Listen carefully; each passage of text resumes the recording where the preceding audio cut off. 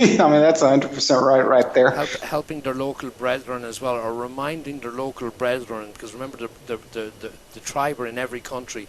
You look in Syria or in Tunisia, some of the higher class people were Jews, there still are, and you have these delegations that go over and remind them, it's like the Holocausting and the German people for billions for another few years, that they have to send money back to build more walls and build more concentration camps, and they'll probably say we're going to give the Palestinians air conditioning in the prison camp. Hardly. Shocking place, disgusts me. The more and more I read about the place, makes me feel like throwing up.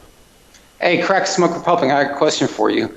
I've been wondering, I had this guy on my show, it was 4 shows back. I touched upon the topic of Christian Zionism. The way he told me was there are people waking up, but not a lot. And he was talking general American population.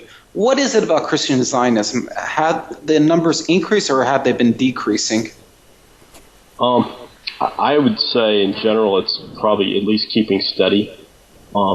It's kind of a religious faith or a church system, you might say. They either are growing or shrinking. And they either got money or they're losing money. And I think a lot of the churches that are growing, a lot of them have a Zio connection. Even if they're not the minute a newcomer comes in the door, even if they don't hand them a pamphlet or hand them a Bible or something and point to Zionism or something, a lot of these growing churches, they have a Zio pro-Jewish, perspective. It's kind of these are typical groups that have been created through lack of terrible education, giving these Zio preachers so much power, giving them training lessons and sending them to Israel over the last 40, 50 years. The system has been built by Zionists.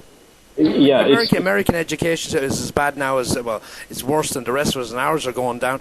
The top 4 universities in Ireland have now dropped out of the top 100 universities in the world. We had 3 in there for the last 20 years. Now all of them have dropped out. Yeah, I would say that's a contributing factor is poor education. A lot of folks just don't hear it any differently. They hear it from a group of people. They go to a church and then people there at the church are nice and I had a spiritually good time or something, and the people get out of it and they don't hear anything else. They don't hear a contrasting point of view or somebody who actually has some facts to tell them, hey, what you're learning there is not true, or it's not really the way it is. I don't think that you don't hear that enough in America among Joe, what's happening with the Christian identity in the U.S.? Oh man, let me tell you, that group is it's sad to say, but they've become rather normalized. It's I've seen more and more before it was only complete hardcore locals. Activists. Hardcore. Yeah, I've actually gone on a Christian identity show. It was Martin Luther Jasinski Lindstedt, who's actually the worst Christian identity person, the movement turd. But I've seen this one guy who's an obvious police agent called William Finck. He was on that ladies show, with that recent controversy of Giuliani versus Yeager. Mm-hmm. And I forget her first name. And then Carol Yeager. Yeah, Carol Yeager. And then this Fink guy, he's Christian identity, and the way they were interacting, it wasn't just there. I've seen them on other places, the same person, William Fink. It seems as though Christian identity is starting to get a foothold among alternative movement. It moved away from just being white nationalist to and I'm thinking it's going to eventually, because if you look in the 1950s, a large proportion of the American society were Christian identity, but because of COINTELPRO and other craziness, a lot of people left it. It was just basically rednecks and hillbillies, but now it's making a comeback these days. Well, I was one of the Christian identity guys I know on Skype, John. He went with a pro thing. I got chatting to him a couple of weeks ago, and we're just chatting, and then he said, I'd got time for a quick chat, and I said, sure, fine. I hadn't talked to John. He's quite well up on the Russian-Ukrainian situation. Good historian. Oh, I know who you're talking about. Yeah, you know him. John never always been up front with me and whatever, so we were chatting anyway, and he said, I have to ask you something. and he said about the DBS thing, and I said, okay, fire away. He said, and it wasn't about that particular incident, which fine. He said, do you really believe the whole DBS bullshit story about Christopher Boleyn visiting his place with the Nazi sign and all this shit? And I hadn't really thought of it before, and I find that's quite strange. I find that quite strange. And I said to him, John, listen, to be honest with you, now that you asked me the question, so two people are at his home getting shit-faced and he isn't. I find that strange, yeah. So that was my last contact with Christian identity. Well, I'll say this about Christian identity in William Finck. I've only kind of in the last few months have become kind of acquainted with their material, and I find it interesting. I've read it. I think it's a source of information that people in the truth movement should be aware of. I think that it's a point of view that who's to say it's right or wrong? I say it's wrong. I've researched it, dude. And I went on their show. I confronted them too.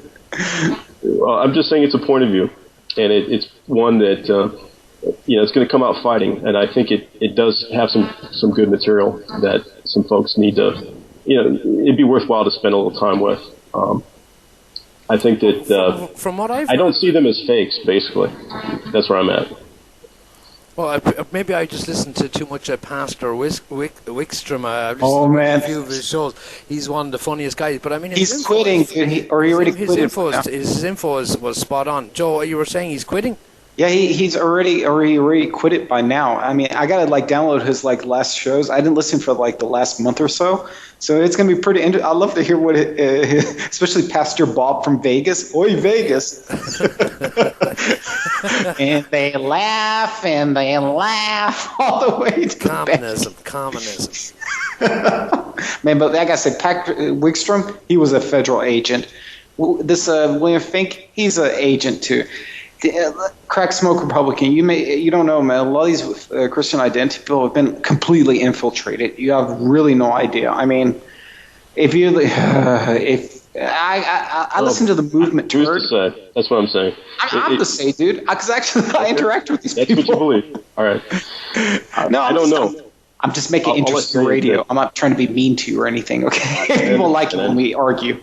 I think these guys are really coming out with some material that I just find interesting. I find it interesting in a historical. Tell us why you find it interesting. What's so interesting about it? Come on, man. Show some historical. I'd go along with that historical info, which I've come across. I'd agree with that. Yeah, not the religious thing, not to too much of the Bible stuff, but a historical take on it, especially from Wickstrom, and put it into a funny context, but of realism. Yeah. I think they're really trying to come out with a point of view to say this is another way of explaining events, especially I guess the 20th century in the early part of the 20th century, and they have some books that I found kind of interesting. I think it's something that's probably here to stay. It's been here for a long time. Tell us which book you find most interesting. Just name one of them. I think a book by William Marr was a book. I know him. Yeah. Yeah, it's an older book, and also by I think the name's F.K. Wiebe or Wiebe. Don't forget, Eustace Mullins was also Christian identity. A lot of people don't know that. Oh, is that right? I didn't know that. Yeah. Oh, you got to read that. What's that? I can't remember the book's names, but yeah, he wrote a very famous book about it. Okay, I'll have to look for it. Interesting. Well, there's some people listening to the show. We know we get 50 listeners or 100 listeners or whatever. A little bit of research. We need the name of the book. We need a copy of the book. Actually, we get around at least 2,000. According to our old crappy server. I'm not sure actually we get a lot more. That was just direct downloads. So it's also a question, Joe, of me getting my arse up on. But, I am active again. I am on Twitter. We have our little feed. Feck going on to Bookface. I'm not going on to Feck that. I just don't want to go on it. Too much shite there. Let other people do it. Younger people have more energy, have other stuff to deal with. Twitter is more real time. It's more direct. And, it's a question now of selecting anti-Zionism anti-Jew or anti-banker, anti-Zionism is, it's a big thing. There's all these Christian Zionists. Am I against all of them? They're morons, but are they the problem? I think we need to, be a lot more selective. Christian Zionists are, forget about them. Know who they are, know what they're up to, know what power they have in the U.S. Apparently, coming up to elections where they can get presidents elected from Jewish donations. They keep forgetting that are funding these groups. So we know that. We know that. You should know that if you've been on TiU for a couple of years and you're on the different forums before that. You followed Darrell, or you didn't, or even Hushmid, or you came in through Bolin or whatever. Michael Colin Piper, whoever's around, Mark Glenn. There's a whole bunch of people that have been around for several years giving you the same message. The USS Liberty, we put it in your face. We demonstrated a post that has never been refuted. Israel did 9/11, all the proof in the world. 225,000 downloads from our little site, and if our site had been running like it is now, it'd probably be 500,000. And this thing, you go shorten URL, tweet it, put it up on Facebook, we put the links up on the page, put it up there, get people to reread. Now if people, there was a bit of a problem at one stage between, I think it was myself and Mike, which you haven't seen. Mike, always welcome back, obviously, was about, I copied Israel did 9/11, all the proof in the world, and I put it elsewhere in the pure format that it was in. And what I said was, Monkey Do was likely to rechange his thing, which he did. He put it in more into a video format, which is more into a Steve Jobs. Everyone. I didn't read a bad word. Steve Jobs dying during the week. Fuck Steve Jobs. He's educated billions of people to be morons when it comes to computers. It's just easy. Now, they did a study a long time back with a university that was split in two, half on Mac and half on PCs at the time. And 2 years later, the study found that the people using Macs had learned nothing. People that had used DOS and Windows and all of that stuff were pretty literate when it came to computers. So Steve Jobs kept billions of people illiterate from basic things, like you should know a little bit of plumbing, a little bit of electricity, a little bit of stuff. We are now so dependent on the computer age and smartphones and tablets and all of this, that this idiot has dumbed down at least 2 billion people.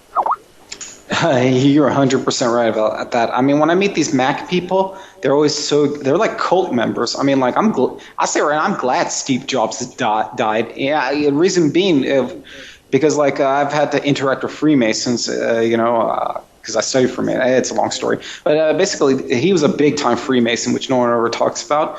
And he was a total scumbag when it comes to business. I mean, this guy screwed over so many people. Even that one, his partner he started Apple with, that Wolenchek or whatever the hell guy's name is, he screwed him too, dude, out of